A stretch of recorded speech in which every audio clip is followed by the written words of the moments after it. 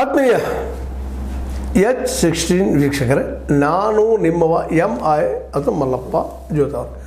ಆರಂಭದಲ್ಲಿ ನಮ್ಮ ವಿದೇಶಾಂಗ ಮಂತ್ರಿ ಅಂತ ಜೈಶಂಕರ್ ಅಥವಾ ಎಸ್ ಜೈಶಂಕರ್ ಅವರ ಈ ಮಾತುಗಳನ್ನು ಕೇಳಿ.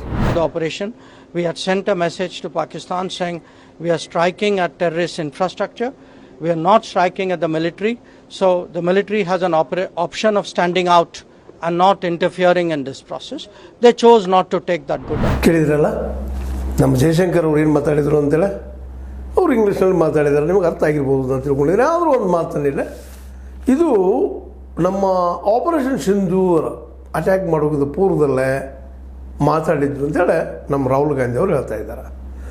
ರಾಹುಲ್ ಗಾಂಧಿ ಅವ್ರನ್ನ ಮೊದಲು ತಿಳ್ಕೊಬೇಕಾಗಿದ್ದು ಅವರ ವಿರೋಧ ಪಕ್ಷದ ನಾಯಕರು ತಪ್ಪು ಹೇಳ್ತಿರ್ಬೋದು, ಸುಳ್ಳು ಹೇಳ್ತಿರ್ಬೋದು, ಕರುಳು ಹೇಳ್ತಿರ್ಬೋದು, ನಾವು ಅನುಭೋದಿಲ್ಲ ಅಂತಲ್ಲ. ಆದ್ರೆ ಜೈಶಂಕರ್ ಅವರು ಇದನ್ನು ಮಾತಾಡೋ ಅವಶ್ಯಕತೆ ಇತ್ತ ಅನ್ನೋದು ಮೊದಲೇ ದೊಡ್ಡ ಪ್ರಶ್ನೆ. ಈಗಾಗಲೇ ವಿದೇಶಾಂಗ ಸಚಿವಾಲಯ ಇದನ್ನು ಅಲ್ಲಗಳಿತದ, ಸುಳ್ಳದ, ಹಾಗೆ ಹೀಗೆ ಅದನ್ನು ಮುಚ್ಚು ಕೆಲಸ ಮಾಡಿದ್ದಾರೆ. ಆದರೆ ಇದು ಮಾತಾಡಿದ್ದು ತಪ್ಪ ಹೌದೋ ಅಲ್ಲವೋ? ಯಾಕಂದ್ರೆ ವೈರಿ ರಾಷ್ಟ್ರ, ಅದರಲ್ಲೂ ನಮ್ಮ ವಾಯು ದಾಳಿಯನ್ನು ಮುಂಗಡವಾಗಿ ಮಾತಾಡೋವಂಥದ್ದು ಇದು ಅಪರಾಧ ಹೌದು ಅಲ್ಲೋ ಅನ್ನೋಂಥದ್ದು. ಯಾಕಂದ್ರೆ ಎಚ್ಚರಿಕೆ ಕೊಟ್ಟು ಹೋಗೋದ್ರಲ್ಲಿ ಏನದ, ಯುದ್ಧ ಶುರುವಾಗ್ಯದ, ಯುದ್ಧದಲ್ಲಿ ಇಂಥ ಮಾತುಗಳು ನಡೆಯುವನ ಹೇಳೋ ಅವಶ್ಯಕತೆ ಇರಲಿಲ್ಲ.